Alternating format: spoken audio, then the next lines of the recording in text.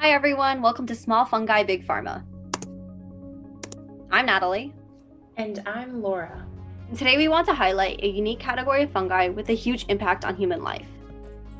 Fungi are very diverse in appearance. By definition, fungi have membrane-bound organelles, can't make their own food, and create and disperse spores. But specifically, medicinal fungi have compounds that humans use to treat a number of diseases. Let's focus on the category of fungi called penicillium. These fungi are commonly referred to as molds, which don't produce mushrooms, and they are part of a broader category called the Ascomycota. Their structure is made up of filaments called hyphae, and they can reproduce either asexually or sexually. But what do the penicillium have to do with medicine? That's what medical bacteriologist Sir Alexander Fleming discovered in 1928, and completely by accident. Fleming was conducting experiments with staphylococcal bacteria and left a few petri dishes by a window. 2 weeks later, he noticed that there was mold on the plates, and the bacteria near the mold was dying. Fleming concluded that it was the juice produced by the mold that was killing the bacteria. He famously said that he didn't plan to revolutionize all medicine by discovering the world's first antibiotic. But I suppose that's exactly what I did.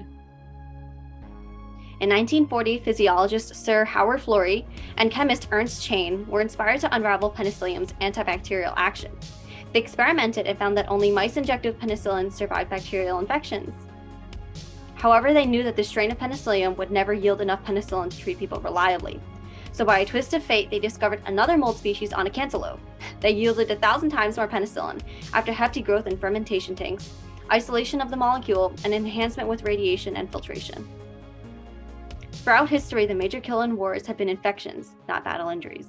But for World War II, penicillin went into mass production after the bombing of Pearl Harbor, and when D-Day arrived in 1945, the Allies had enough penicillin to treat all their wounded and win the war. These three scientists were awarded the Nobel Prize for their work. And later, other major antibiotics for skin, intestinal, nasal infections, and acne were discovered from fungi too. Fleming, Florey, and Chain made a huge discovery from a tiny mold, and since 1942, penicillin has saved 200 million lives, so it's clear to see that fungi have the power to change the world. Thanks so much, Natalie. I'll be discussing a class of drugs called statins, which were originally discovered as a compound synthesized by another species of penicillium.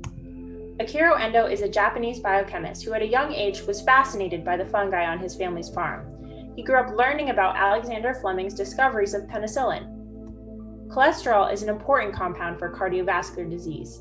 Endo hypothesized that since bacteria need cholesterol to keep their cell walls together, a fungus had probably evolved the production of a substance that would harm cholesterol and kill the bacteria.